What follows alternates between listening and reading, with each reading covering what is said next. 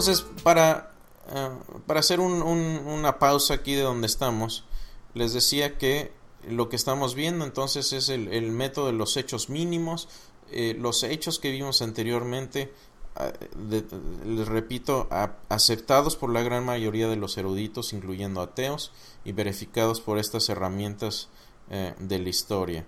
Y bueno, aplicando esos criterios, aplicando estos criterios y utilizando esas fuentes bíblicas, vamos a extraer entonces uno por uno estos hechos. ¿Qué les parece? Vamos a extraerlos uno por uno, empezando con la crucifixión.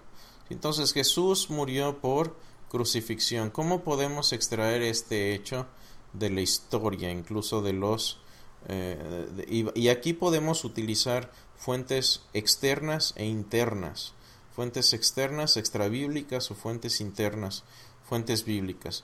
Ahora, ¿qué dice? Vamos a hablar un poquito de fuentes primero. El doctor Paul Meyer fue un muy eminente, todavía vive pero ya está retirado, muy eminente historiador en la Universidad de Michigan, incluso entre 1958 al 2011 estuvo en la Universidad de Michigan, y esto es lo que él escribe, en cuanto a las fuentes. Dice: muchos hechos de la antigüedad se apoyan en una fuente histórica. 2 o 3 fuentes vuelven al hecho intachable, es decir, muchos de los hechos de la historia antigua, historia grecorromana, penden apenas de una fuente histórica. Aquí lo que el Dr. Meyer dice: 2 o 3 fuentes vuelven el hecho intachable. Entonces vamos a ver cuántas fuentes tenemos para estos hechos mínimos, estos hechos históricos. Y el primero de ellos, decíamos, es la crucifixión. Jesús murió por crucifixión. ¿Cuántas fuentes tenemos? Bueno, ¿qué tal les parecen 6 fuentes? De hecho, no son 6 fuentes, tenemos el doble de fuentes. Tenemos 12 fuentes históricas, y ahí las pueden ver todos ustedes. Pueden verificar las citas, pueden verificar el escrito, pero tenemos 12 fuentes históricas acerca de eso. De hecho, vamos a ver qué es lo que dicen algunos escépticos. El doctor John Dominic Crossan, uno de los grandes líderes del Seminario de Jesús, un grupo escéptico, él es ateo, no es una persona creyente, y esto es lo que dice: la crucifixión es tan cierta como puede serlo cualquier hecho histórico, tan cierta como cualquier hecho histórico. Ateo, Crossan. Otro escéptico, Bart Ehrman, se define a sí mismo como agnóstico, inclinándose hacia el ateísmo. ¿Y qué es lo que él dice, Ehrman? Dice: uno de los hechos más ciertos de la historia es que Jesús fue crucificado. Uno de los hechos más ciertos. De hecho, yo he escuchado al Dr. Bart Ehrman, hay por ahí en YouTube circulando unos videos de un programa de radio de el infidel de internet, o una cosa así, de Internet Infidel o Infidel Channel. Busquen por ahí Infidel y Bart Ehrman y van a encontrar un video. De hecho es el audio nada más, pero está en YouTube, donde Bart Ehrman está hablando con un ateo populista de un programa de radio, y el ateo está argumentando que no hay evidencia de que Jesús resucitó, y Bart Ehrman, a mi parecer, ahí lo hace pedazos. Entonces, fíjense, uno de los hechos más ciertos de la historia es que Jesús fue crucificado. Obviamente, para ser crucificado necesitas existir. Entonces, aquellos que dicen que Jesús no existió, buena suerte con eso. Ahora, ¿qué implica esto? Bueno, esto tiene implicaciones serias, por ejemplo, para el Islam. El Islam escribe esto, ¿sí? Esto es lo que escribe el Islam. Dice: han dicho, hemos dado muerte al ungido, Jesús, hijo de María, el enviado de Alá, siendo que no le mataron ni le crucificaron.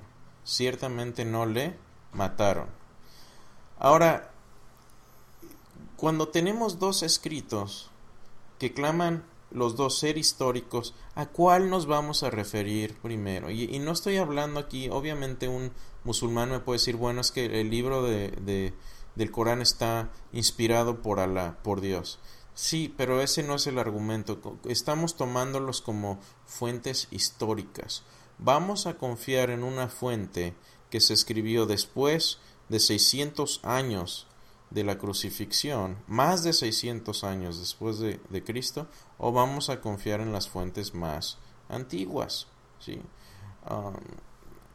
Los musulmanes creen esto, porque está escrito, pero lo que estamos analizando son las fuentes más antiguas, ¿sí?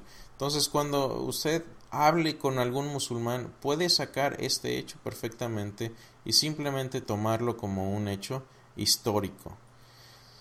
Obviamente esto es falso. Si tomamos la erudición más moderna y les decía, incluyendo historiadores ateos, Jesús murió por crucifixión. Segundo hecho. ¿Cuál es el segundo hecho? Los discípulos creyeron ver a Jesús vivo después de muerto. Esto, déjeme aclarar algo. No quiere decir esto que Jesús resucitó. Simplemente estamos hablando de la creencia sincera de los discípulos, de que ellos creían sinceramente haber visto a Jesús después de muerto. ¿Sí? Ellos sinceramente creían verlo muerto. Hay quienes dicen, bueno, es que alucinaron, es que, no sé, comieron hongos alucinogénicos o estaban en un estado psicológico de que estaban esperando ver a Jesús, etcétera, etcétera. No, vamos a ver eso después, pero esto solamente para aclarar es la creencia de que los discípulos habían visto a Jesús vivo después de muerto, que era algo honesto. ¿Cuántas fuentes tenemos acerca de este hecho? Bueno, tenemos estas fuentes. Tenemos 1, 2, 3, 4, 5, 6, 7, 8, 9, 10 y tenemos en total 11 fuentes acerca de este hecho. Pueden verificar las fuentes. Ahí las tengo en mi escrito también. ¿Qué es lo que dice el Dr. Bart Ehrman? Como les decía, agnóstico, inclinado hacia el ateísmo. Dice, es un hecho histórico que algunos de los seguidores de Jesús llegaron a creer que fue levantado de los muertos poco tiempo después de haber sido ejecutado. Es un hecho histórico. ¿Y por qué es un hecho histórico? Es decir, ¿por qué creen los eruditos, incluso los no creyentes, que esto es un hecho? Y como les decía, Bart Ehrman no cree en la resurrección, pero cree en este hecho. ¿Por qué? Porque está bien documentado por el método historiográfico. ¿Qué dijo el doctor Gary Habermas? Dice, los discípulos estuvieron dispuestos a sufrir y morir por lo que habían experimentado. Es realmente notable que estuvieron en posición de saber si su creencia estaba basada en una falsedad.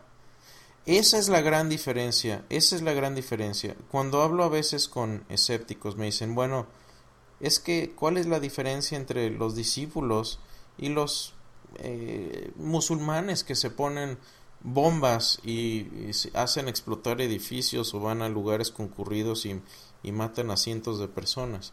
Bueno, que estos fanáticos están creyendo lo que les ha sido dado como tradición. La gran diferencia y obviamente nosotros también como cristianos modernos estamos creyendo algo que nos viene como conocimiento tradicional. Pero ¿cuál es la gran diferencia? Que los discípulos estaban dispuestos a sufrir y morir, ¿sí? Y mi argumento aquí es que estaban dispuestos, porque no todos murieron. Sabemos de la muerte de algunos de ellos con certeza histórica, no de todos ellos. Pero el argumento no es ese, es que ellos estaban dispuestos a sufrir, incluso a morir, por lo que habían experimentado, y ellos estaban en la posición de saber si estaban mintiendo o no. Déjeme decirle algo, nadie se deja morir por algo que saben que es una mentira.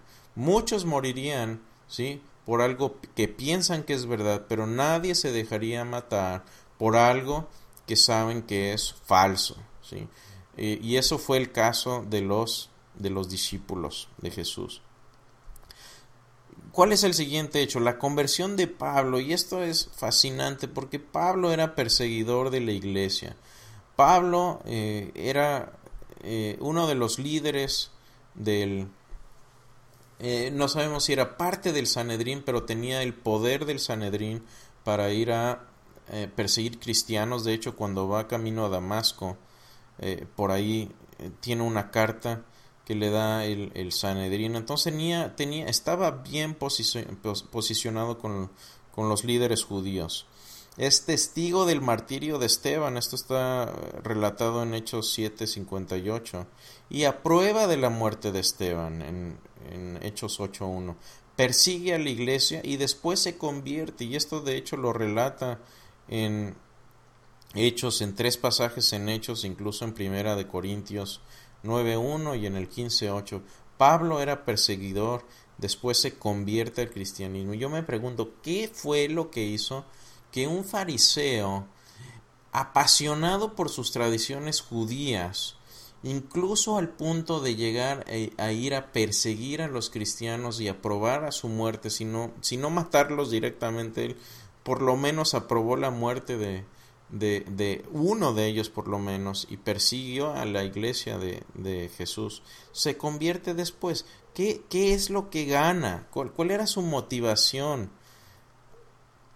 La iglesia también sabía que era un enemigo. En Gálatas 1 él dice, los cristianos sabían que yo era perseguidor de la iglesia y le tenían miedo. De hecho, después de su conversión, Bernabé tiene que ir con él a la iglesia y decirle a la iglesia, ¿saben qué? Yo meto las manos al fuego por Pablo. Yo sé que su conversión es genuina. Imagínense, es como si, no sé, Osama Bin Laden estuviera vivo todavía y llegara un día y nos dijera, ¿saben qué? Ya, ya me cambié de bando, quiero reunirme con ustedes, me hice cristiano, y llega a su iglesia y le dice, quiero reunirme acá con ustedes. Es el mismo tipo de situación con Pablo, y Bernabé lo avala, lo acoge, y entonces Bernabé hace que el resto de la iglesia lo acepte. Ahora, ¿cuál fue la motivación? Muchos me dicen, bueno, es que Pablo ganó prestigio o poder, o quería dominar a la gente, o tenía algún complejo de grandeza.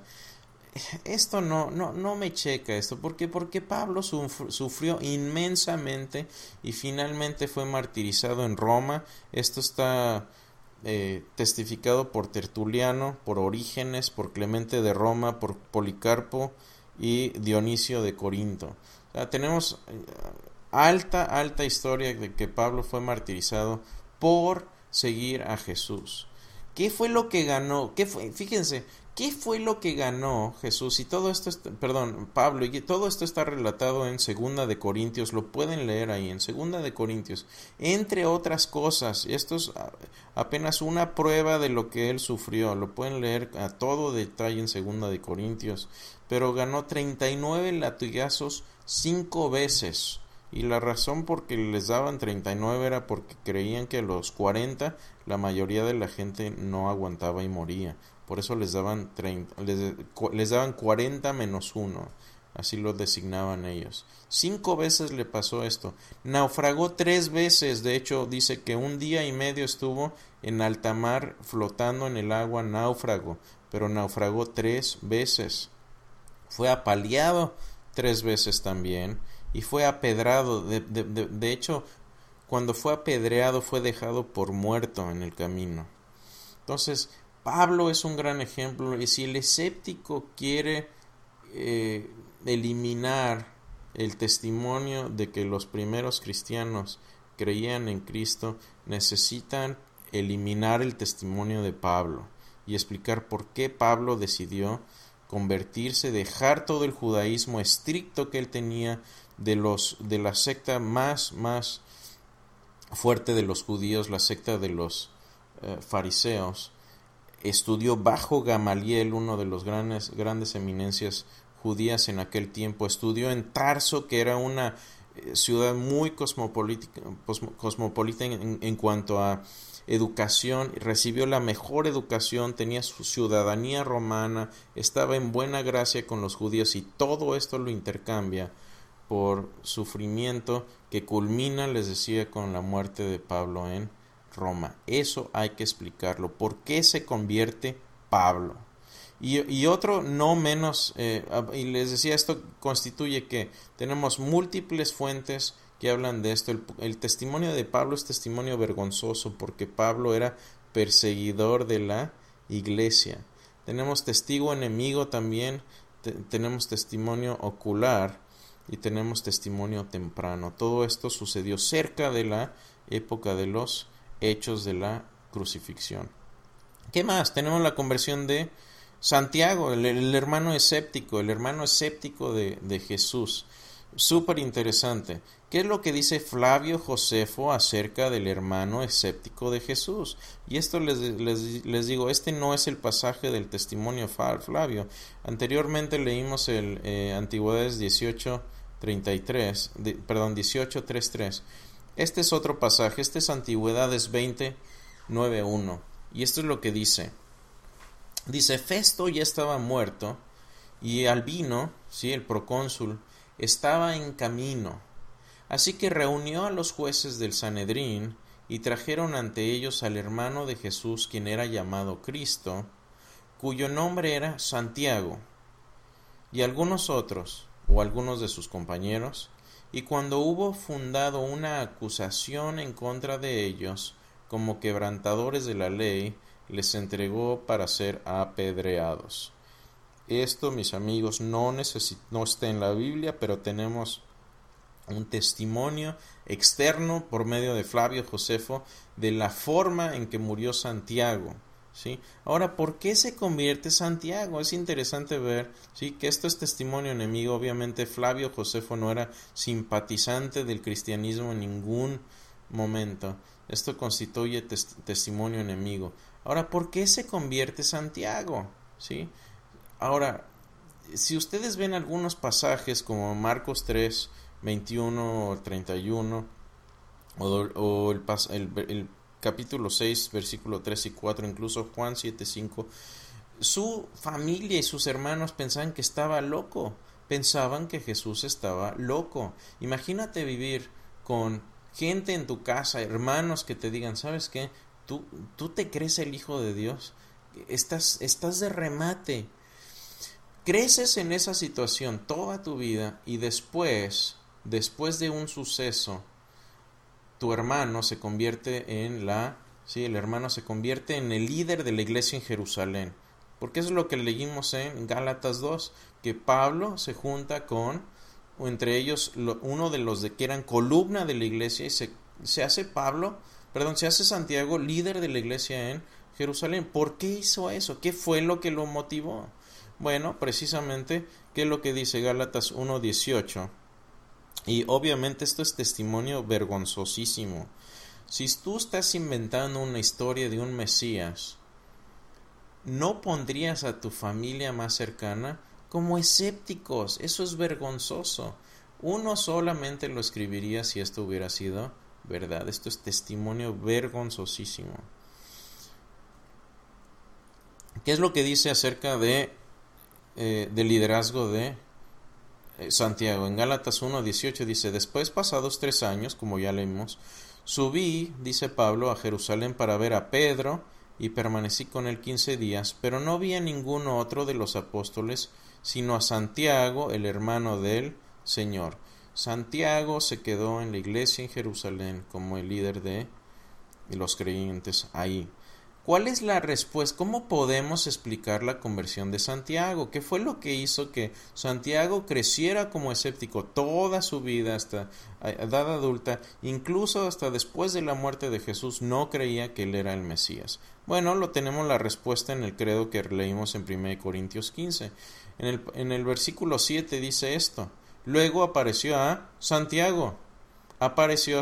Santiago tuvo una aparición de Jesús resucitado. Y yo me imagino, el doctor Habermas, ojalá pudieran verlo, si lo pueden buscar por ahí, pero yo me imagino que Jesús se paró después de la resurrección, se puso enfrente de Santiago y le dijo: acá estoy, hermano, tócale, toca las llagas, sí. Y imagínense, yo creo que esto fue un elemento de sorpresa y de shock para Santiago, de tal forma que podemos explicar una conversión de él. ¿Y cuál es el último hecho? Sí, por cierto, esto es testimonio temprano y es testimonio ocular. Santiago fue testigo ocular, eso es lo que explica también su creencia, y es un testimonio muy cercano también a los hechos. Finalmente veamos la tumba vacía, el último hecho mínimo de la resurrección, relacionado con la resurrección, es la tumba que fue encontrada vacía. ¿Fue encontrada vacía realmente? O sea, ¿realmente estaba la tumba vacía o no? ¿Cuáles son los argumentos históricos que tenemos a favor de una tumba vacía? Bueno, veámoslo. Por cierto, ahí en mi blog tengo un escrito acerca de, muy detallado, mucho más detallado acerca de esto. Hay escépticos, por ejemplo, como Antonio Piñeiro, que afirman que Jesús simplemente fue echado a una fosa común y ahí fue enterrado, o que estaba en una tumba no muy profunda y que los perros lo escarbaron y se comieron el cuerpo de Jesús. O sea, es como como cuando íbamos a la primaria y nos pedían la tarea y le decían, se lo comió el perro. Bueno, a Jesús se lo comió el perro. Ese es el argumento que utiliza Antonio Piñeiro. Tengo un escrito en mi blog acerca de esto, lo pueden buscar ahí, pueden buscar el nombre Piñeiro y tumba vacía y o fosa común, y ahí pueden encontrar el escrito, y hablo mucho más de esto. Pero ¿estaba realmente vacía la tumba? ¿Qué información tenemos? ¿Qué información histórica tenemos para reportar que la tumba estaba vacía? Bueno, Juan reporta esto independientemente de los evangelios sinópticos, y también tenemos varios sermones de Pedro en Hechos 2, donde Pedro, independientemente de los sinópticos y también independientemente de Juan, afirma que la tumba estaba vacía. ¿Cómo sabemos también que estaba vacía? Es interesantísima esta parte, mis amigos, porque las mujeres fueron las primeras que llegaron al sepulcro. Y esto es vergonzoso. ¿Por qué? Porque en el siglo primero, si vamos a estar inventando una historia de Jesús resucitado, no vamos a usar las mujeres, ¿sí?, como los principales testigos del hecho más importante para la humanidad, si estamos tratando de inventarlo. ¿Por qué? Porque aunque las mujeres sí se admitía su testimonio en los juicios, en los juzgados judíos y romanos, su testimonio no tenía el mismo peso, no tenían la misma credibilidad. Hay gente que dice que no tenían credibilidad alguna. Sí tenían alguna credibilidad, pero no era muy importante su testimonio, para ser perfectamente honesto. Entonces, si yo fuera a inventar una historia de la resurrección, ¿sí?, mis principales protagonistas no habría puesto a mujeres, hubiera puesto a Pedro o a Juan o a Santiago o algún otro apóstol importante, no hubiera puesto a las mujeres, porque entonces esto constituye testimonio vergonzoso. Ese es el filtro histórico que utilizamos para las mujeres. Ahora, los judíos tampoco niegan la tumba vacía. Tratan de dar explicaciones acerca de la tumba vacía, como por ejemplo en Mateo dice, bueno, estaba la guardia dormida y vinieron los discípulos y se robaron el cuerpo mientras estábamos dormidos. Escucha el argumento, ¿sí? Dice, los discípulos vinieron cuando estábamos dormidos y se llevaron el cuerpo. Pero estaban dormidos. ¿Cómo van a saber que se robaron el cuerpo si estaban dormidos? Yo cuando estoy dormido no me entero de quién entra y sale de mi casa, si es que alguien entra y sale, ¿sí? Los judíos no lo niegan. Lo único que podrían haber hecho es simplemente exponer el cuerpo y se acabó el problema. ¿Qué más? Esto sucedió en Jerusalén, en el lugar de los hechos. Es lo que les decía. Esto se constituye, o le llaman también el factor Jerusalén, algunos eruditos como Habermas, como N.T. Wright. Esto que sucedió de la tumba vacía sucedió en el lugar de los hechos. También es afirmado por el Toledo Jesu, ¿sí?, que es un escrito enemigo, es testimonio enemigo. Ahora, quiero aclarar esto. Algunos escépticos no aceptan el Toledo Gesso, porque fue escrito en el siglo quinto o sexto.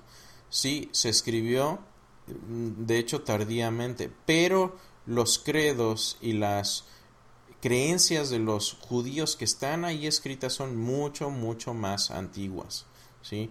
Una cosa es cuándo se escribió el texto y otra cosa es de dónde nos viene el escrito. Es decir, lo que está escrito ahí es del siglo 5 o 6 o viene anterior y es unánime en los escritos judíos que el Toledo Gesso se reconoce como tradiciones muy muy antiguas de los judíos. Y obviamente también la tumba vacía está implícitamente corroborada por 1 Corintios 15, obviamente que es nuestro testimonio más temprano, porque ¿qué dice ahí? Dice que Jesús resucitó. Obviamente si resucitó, eso implica que dejó tras de sí una tumba vacía.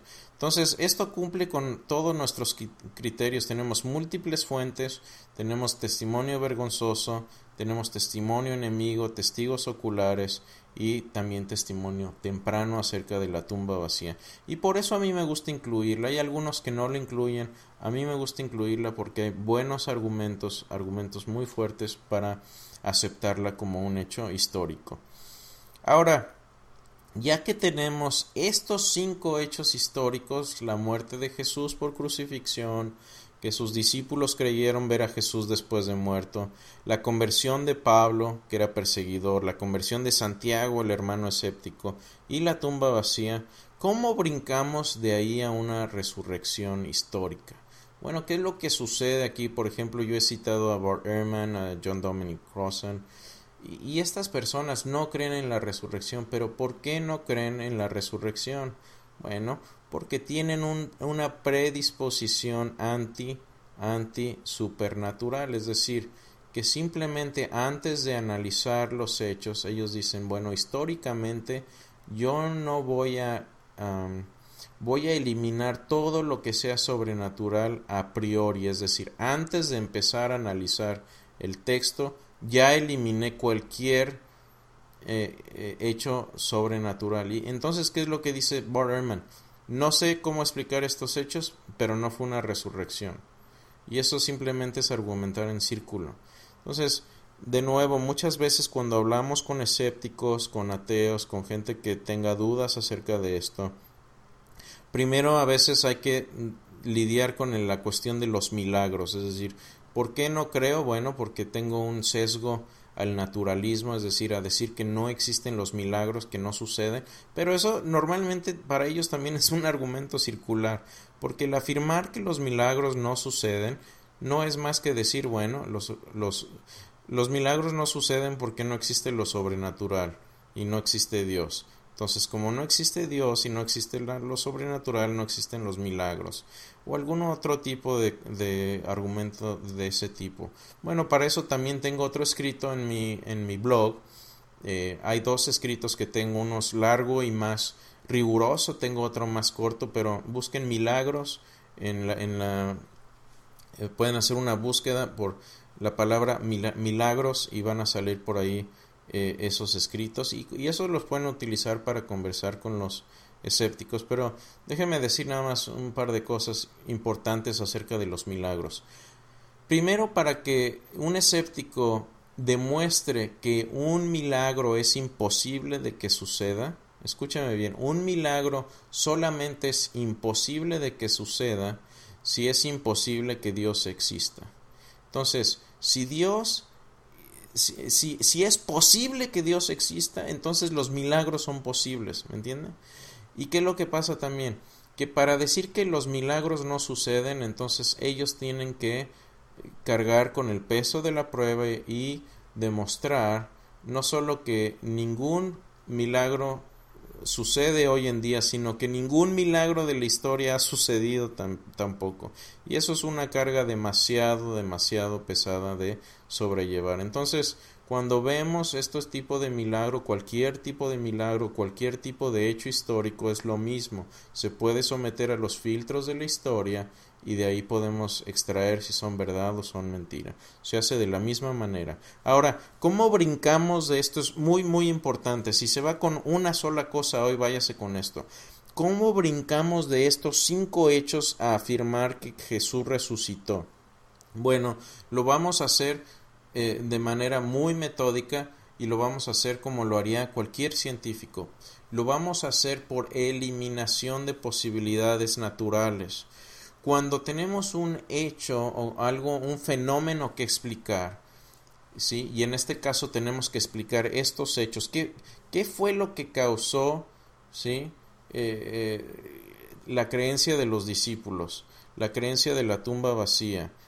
Todos estos hechos históricos, ¿cómo los podemos explicar? Bueno, normalmente vamos a empezar a dar explicaciones naturales. Si podemos encontrar una simple explicación natural para esto, entonces se elimina obviamente la posibilidad de algo sobrenatural que es más infrecuente, es menos frecuente y menos posible encontrar este tipo de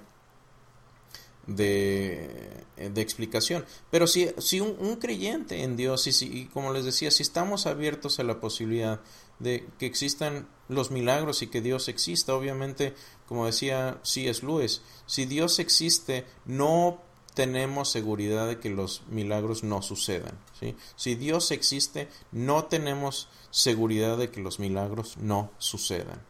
Ahora, ¿cómo explicamos entonces estos hechos históricos? Bueno, hay varias teorías.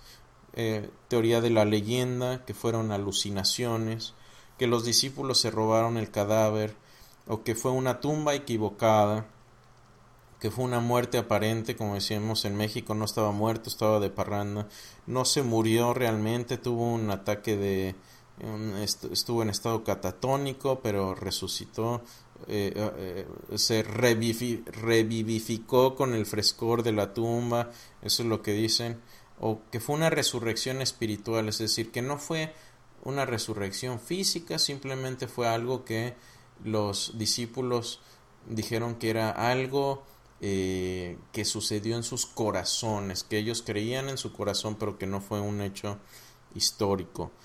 Otros dicen, y esto es muy común con los musulmanes, que Jesús tuvo un gemelo y que fue el gemelo el que murió en la cruz y después el hermano gemelo apareció y dijo, acá estoy, resucité. ¿Sí? Esa es otra teoría muy, muy, muy frecuente entre los musulmanes. Y finalmente, si ninguna de estas funciona, y ustedes pueden hacer esto,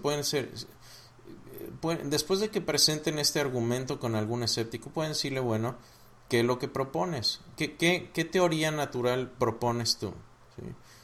Y si tienen otra teoría, pueden evaluarla de igual manera. Ahora, cada teoría que expongamos y que analicemos tiene que explicar los 5 hechos. Tiene que explicar los 5 hechos. Si no explica los 5 hechos, entonces debemos buscar otra teoría que pueda explicar los 5 hechos por completo. ¿Sí? Entonces brinquemos a estas teorías. ¿Cuáles son las teorías? Bueno, tenemos al principio, hasta acá arriba, la teoría de la leyenda. ¿Qué es lo que dice esto? Bueno, que los escritos fueron corrompidos eventualmente, que sí, podemos decir, sí, hubo un Jesús histórico, pero después fueron corrompidos los evangelios, los escritos, se embellecieron las historias y empezó a hacerse una leyenda acá. Y bueno, hay varios problemas con esto. Primero, que los evangelios están escritos cerca del tiempo de los hechos de la crucifixión, es decir, están escritos cerca de cuando sucedieron todos estos sucesos. No hay tiempo suficiente para leyendas. Hay quienes dicen sí, las leyendas se pueden dar mucho antes. Yo creo que no hay tiempo para que se hayan formado leyendas. Normalmente se necesitan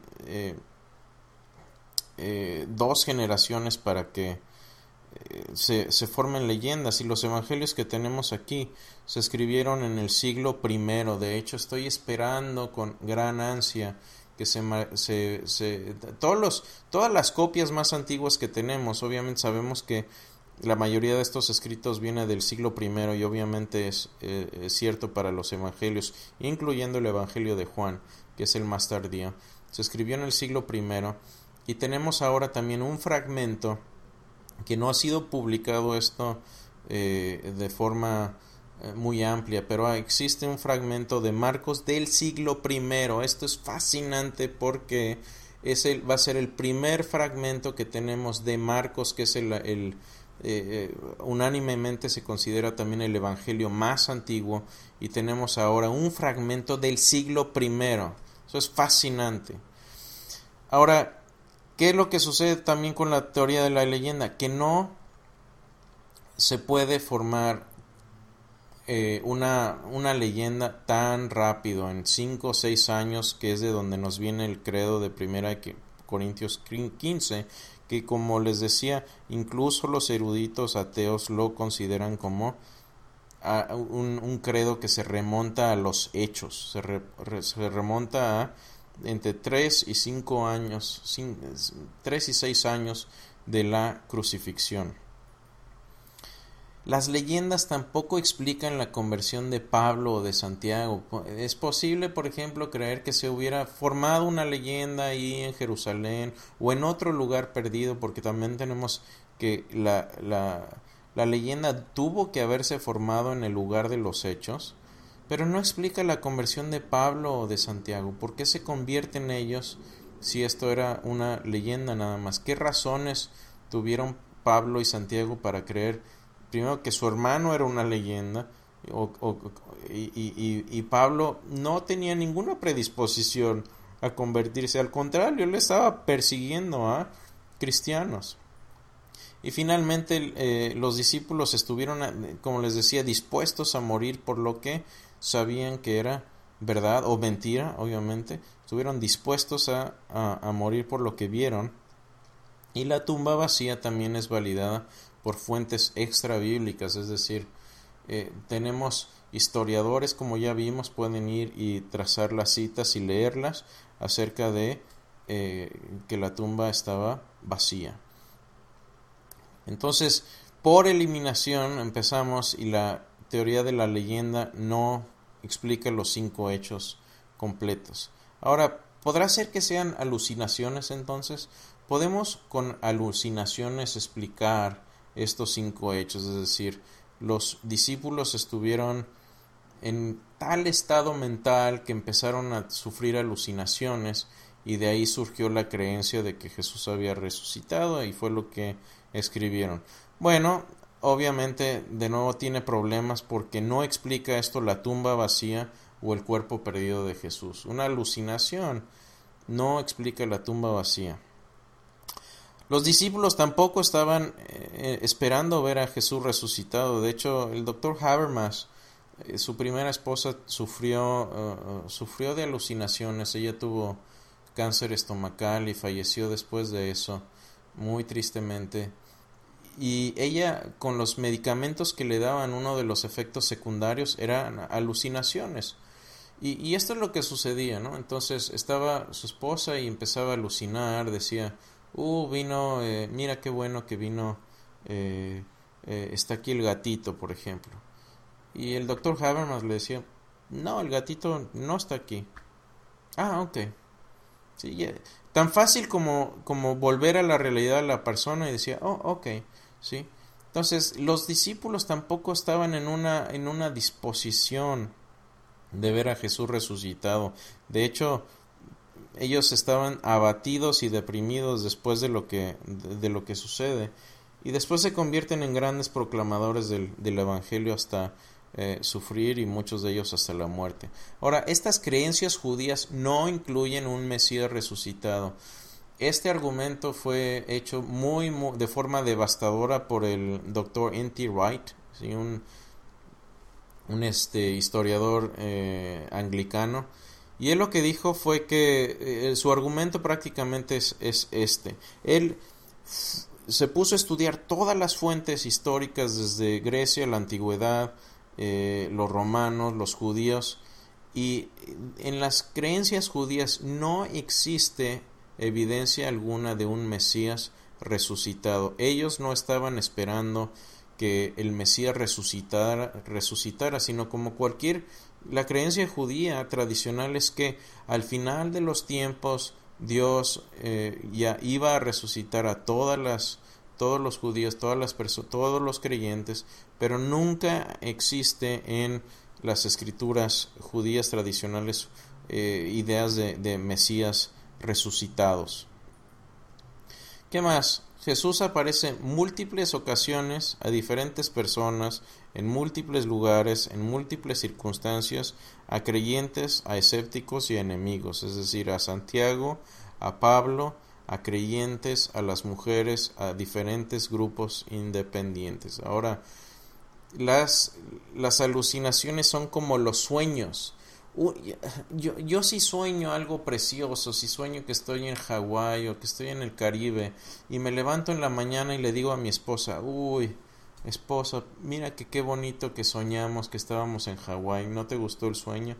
Es absurdo eso, porque las alucinaciones son igual, los sueños no se comparten, los sueños no son algo que tenemos una conexión psíquica con alguien más y vamos a estar viendo lo mismo, y son de hecho los discípulos tuvieron alucinaciones no solo visuales sino entonces también audibles y de tacto. Algunos de ellos, como Tomás por ejemplo, lo tocaron, vieron a Jesús comer pescado, y entonces hubiera sido una alucinación no solo compartida, pero no solo era una alucinación, sino que tuvo que haber sucedido a grupos independientes en diferentes tiempos. Entonces no es solo la probabilidad de que suceda una alucinación global, es una alucinación repetida en diferentes tiempos y diferentes lugares. Esto es lo que dice el doctor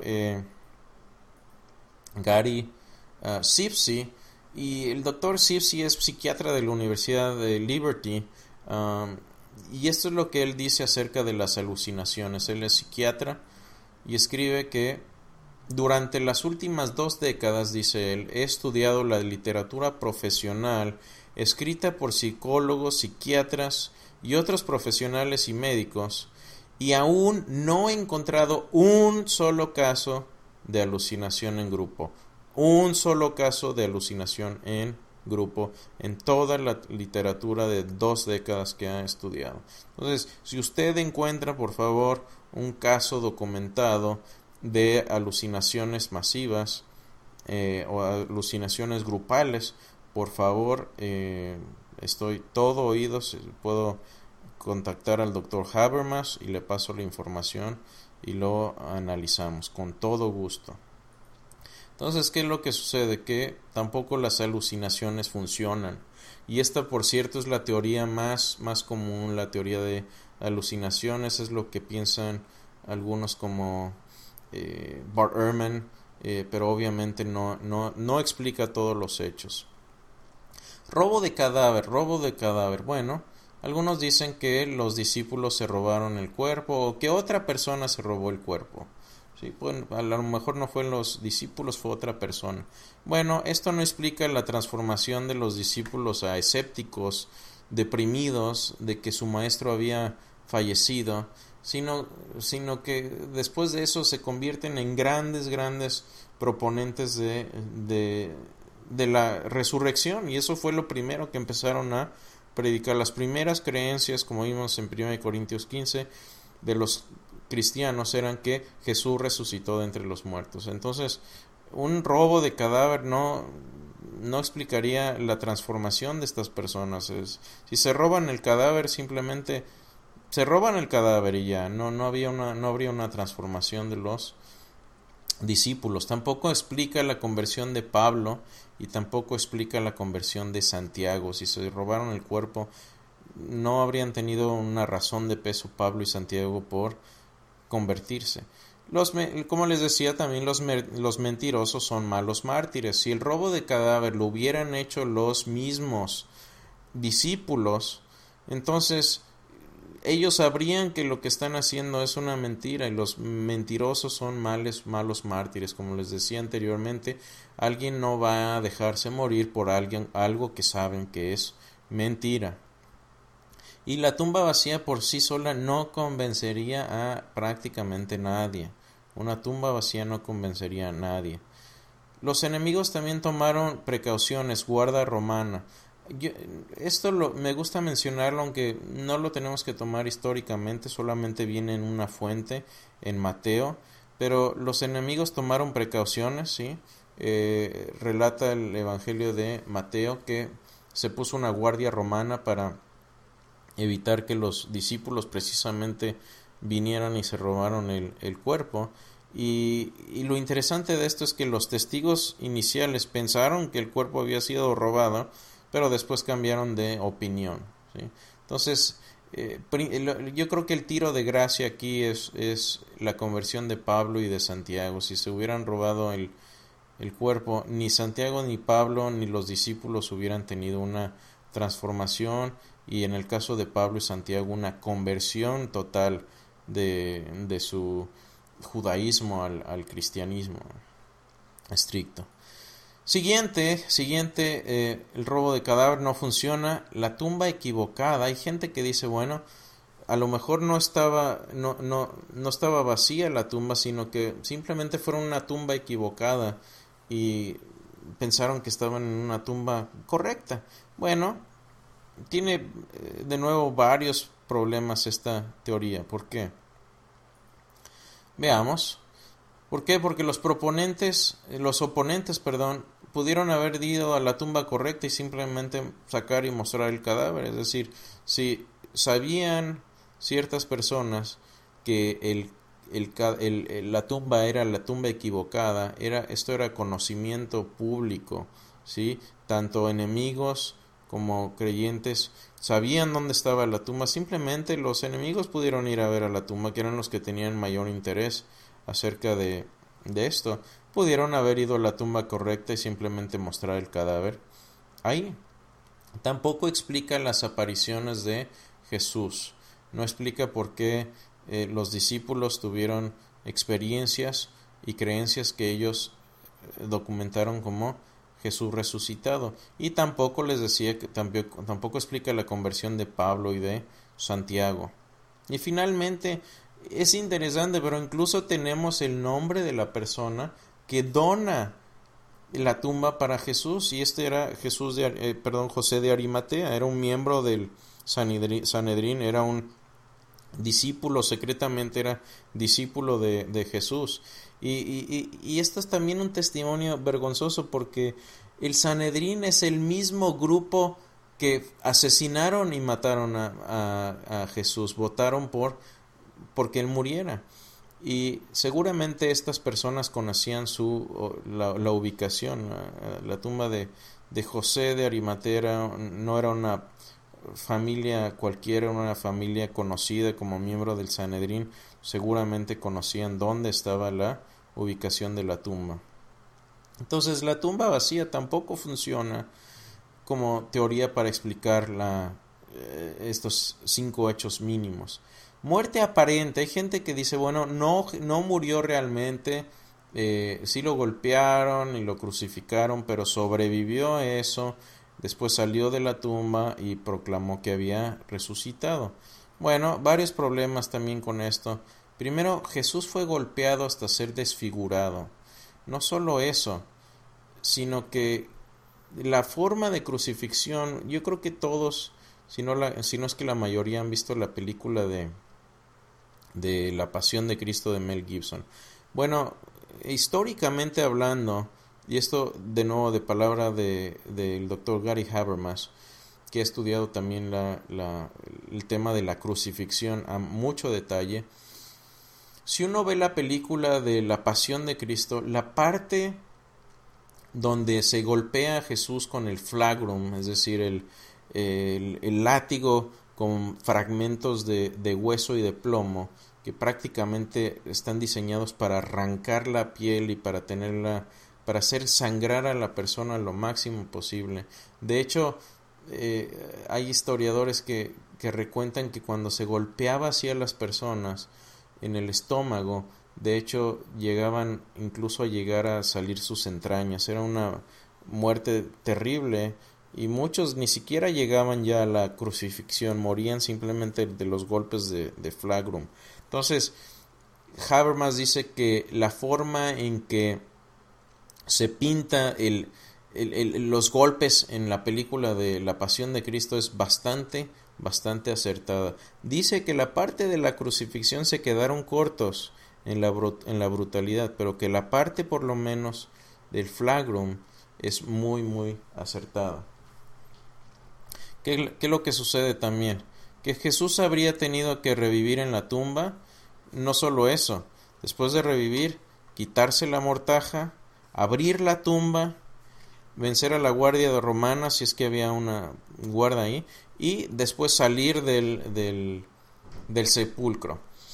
Ahora, es interesante, pero un escéptico, un teólogo alemán del siglo pasado llamado David Strauss, prácticamente destruyó esta teoría y les decía, este no es un hombre cristiano, empezó como cristiano pero terminó siendo ateo.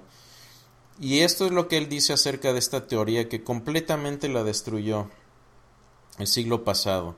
Esto fue lo que escribe, dice, un Jesús medio muerto no habría inspirado adoración, sino preocupación por su salud y bienestar. No habría sido visto como un conquistador de la muerte, sin embargo, eso fue lo que sus seguidores predicaron hasta la muerte. Entonces, imagínense, si hubiera podido Jesús quitarse la mortaja, quitar la piedra, llegar hasta sus discípulos, en el estado en el que quedó, tan desfigurado, golpeado, y prácticamente todo su cuerpo fue golpeado con el flagrum, y lo único que dejaron libre fueron las palmas de sus manos, las palmas de sus pies y el rostro, pero el rostro lo golpearon hasta dejarlo desfigurado.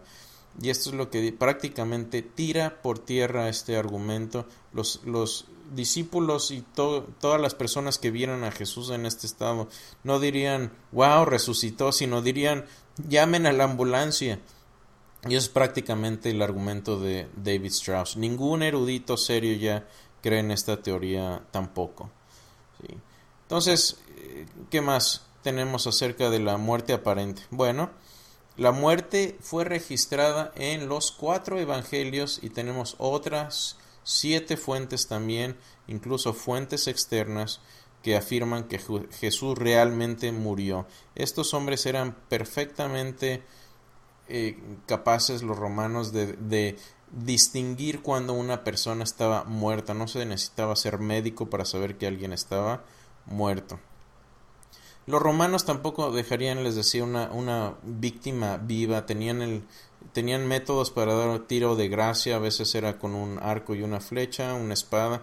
En el caso de Jesús tenemos la descripción de la lanza en Juan 19, 34 y 35, y eso describe perfectamente la ruptura del pericardio.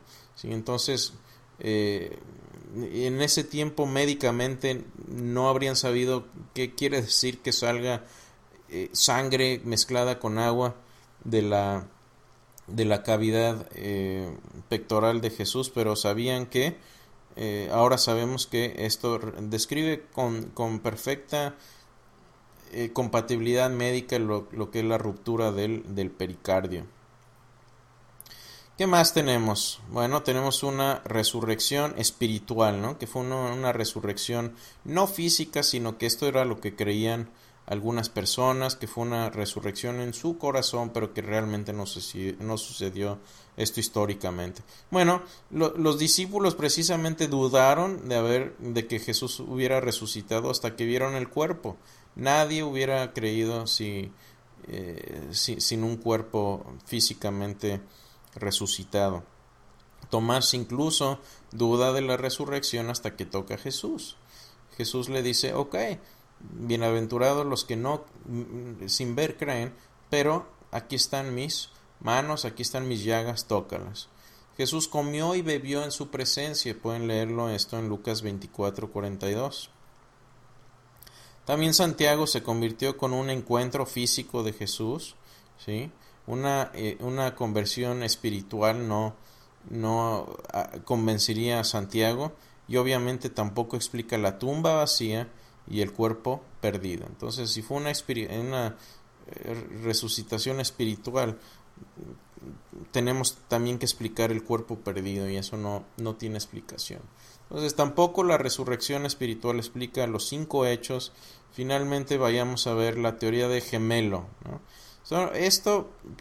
Para empezar, esta teoría del gemelo es lo que los eruditos le llaman ad hoc, ¿sí? O ad hoc. No es mencionado en ningún documento histórico, excepto en un evangelio gnóstico, en el evangelio de Tomás. Pero en ninguna de las fuentes más cercanas viene esto mencionado. Ahora, ¿por qué no utilizamos el evangelio gnóstico de Tomás? Porque es un documento más tardío y solamente es una fuente. ¿Qué más? Se tendría que haber mutilado a la manera de una crucifixión. Es decir, supongamos que yo tengo un hermano gemelo, ¿sí? Y esto lo hago cuando tengo una audiencia. Les digo, ok, ¿cómo te llamas? Ok, fulanito. Dice Pepe, ok, fulanito, Pepe. Pepe, supón que tú eres mi hermano y te digo, ¿sabes qué? Vamos a jugarle una broma a la humanidad, ¿sí? Tú y yo somos hermanos gemelos, obviamente. Vamos a jugar una broma y vamos a hacer esto. Tú vas a dejarte morir, mutilar, crucificar y flagelar hasta el punto de morir, ¿sí? Tú vas a dejarte morir, pero vamos a jugarle la broma más grande a la humanidad. ¿Qué te parece? Es absurdo esto. ¿Quién se dejaría morir para jugar una broma? Es absurdo, es completamente inventado. Sería algo suicida también, porque lo mismo esperaría que le sucediera el gemelo después. Imagínense, después apareces tú de que matan a tu hermano gemelo y dices, ok, acá estoy, resucité. Imagínate qué tratarían de hacer los fariseos. Ah, mira, se escapó de la tumba, vamos a agarrarlo otra vez y vamos a repetirle la medicina, repetir el proceso de crucifixión. Sería algo completamente tonto y suicida, ¿sí? Entonces, finalmente no hay evidencia histórica de esto. Cuando alguien les dé alguna teoría, no solo pidan la teoría, hay que pedirle evidencia. Obviamente todo lo que estamos viendo aquí está evidenciado y está soportado por historia. Cuando alguna persona les dé una teoría de lo que sucedió, tienen que también proveer las fuentes históricas, ¿sí? Entonces, finalmente ninguna de estas teorías funciona. Eliminamos todas estas teorías. Les decía de nuevo, si alguien más les dice, no, es que esto fue lo que pudo haber sucedido, ok, pidan las fuentes históricas.